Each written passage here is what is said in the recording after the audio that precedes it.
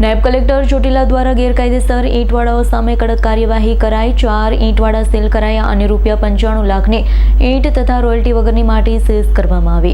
ચોટીલા તાલુકા હેઠળ ગેરકાયદેસર રીતે સંચાલિત ઈંટવાળાઓ સામે કડક કાર્યવાહી અંતર્ગત નાયબ કલેક્ટર ચોટીલા એસટી મકવાણા અને મામલતદાર થાનગઢ દ્વારા સંયુક્ત રીતે આકસ્મિક તપાસ હાથ ધરવામાં આવી। તપાસ દરમિયાન કુલ 4 ઈંટવાળાઓમાં ગંભીર અનિયમિતતા અને કાયદાકીય ભંગ સામે આવ્યા છે।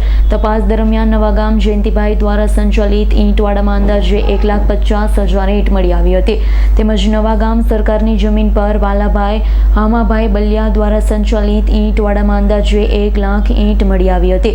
આ બંને ઈંટવાડા સરકારી જમીન પર કોઈપણ પ્રકારની કાયદેસરની મંજૂરી વગર ચલાવવામાં આવતું હોવાનું તપાસમાં બહાર આવ્યું હતું।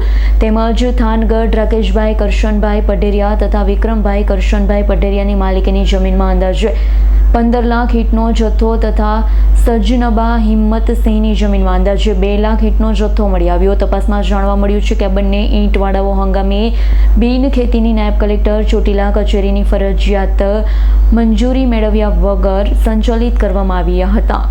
ઈંટ બનાવવા ઉપયોગ માટે લાવવામાં આવેલી અંદાજે 2000 ટન માટી કોઈપણ પ્રકારની કાયદેસરની રોયલ્ટી ભર્યા વગર લાવવામાં આવી હોવાનું સામે આવતા સમગ્ર જથ્થો સીઝ કરવામાં આવ્યો। તપાસ દરમિયાન 4 ઈંટવાડાઓમાં 19 લાખ ઈંટ મળી આવી। ઈંટ દીઠ અંદાજિત ₹5ના મૂલ્યે લેખે 95 લાખ કિંમતની ઈંટ સીઝ કરવામાં આવી છે। વધુમાં ગેરકાયદેસર પ્રવૃત્તિ ચાલુ ન રહે તે હેતુસર 4 ઈંટવાડાઓને સ્થળ પર જ સીલ મારવામાં આવ્યા છે।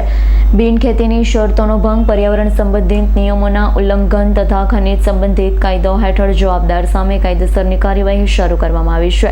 નાયબ કલેક્ટર ચોટીલા શ્રી એસટી મકવાણાએ જણાવ્યું છે કે સાથે જ ભવિષ્યમાં પણ આવા ગેરકાયદેસર ઈંટવાડાઓ સામે સતત આકસ્મિક તપાસ અને સઘન કાર્યવાહી ચાલુ રાખવામાં આવશે। કલ્પેશ વાઢેરનો રિપોર્ટ, S9 ન્યૂઝ, સુરેન્દ્રનગર। અમારી તમામ માહિતીથી અપડેટ રહેવા માટે જોડાયેલા રહો S9 ન્યૂઝ સાથે।